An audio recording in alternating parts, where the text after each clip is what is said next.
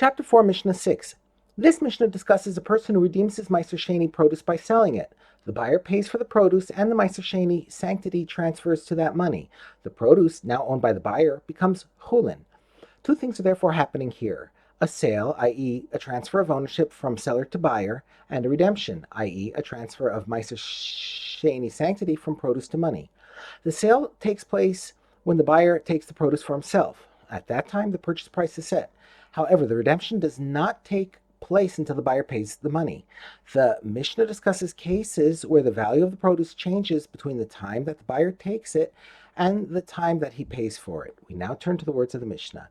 If the buyer drew Maaser Sheni produce from the seller when it was worth 1 selah, and the sale price was thus set at 1 selah, but he did not have a chance to redeem it, that is, to pay for it until its price rose, so that it is now worth 2 selaim, the redemption price is set at 2 selaim, since that is what it is now worth. Therefore, the buyer gives the seller a selah as payment, and the buyer thus gains a selah, since he paid 1 selah for the produce that is now worth 2 selaim. But since the redemption price is 2 selaim, the seller that the buyer paid serves only as a partial redemption for the Maaser Sheni. The buyer must complete the redemption by designating another selah as Maaser Sheni. The first Maaser Sheni selah, i.e. the one paid for the produce, belongs to the seller. And the second Maaser Sheni seller, which the buyer completed the redemption, belongs to the buyer. The Mishnah discusses the reverse case, where the value of the produce decreases after the sale price is set.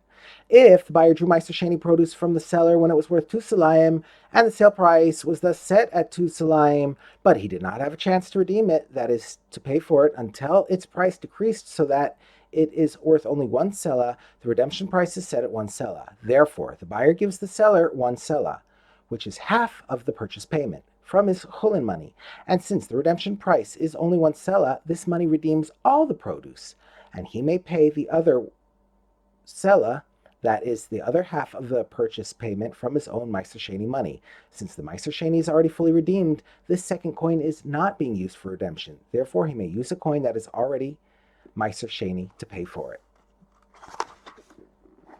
Having said that in the previous Mishnah the buyer may pay for half the purchase with Maaser Sheni money, the Mishnah gives an exception to that law.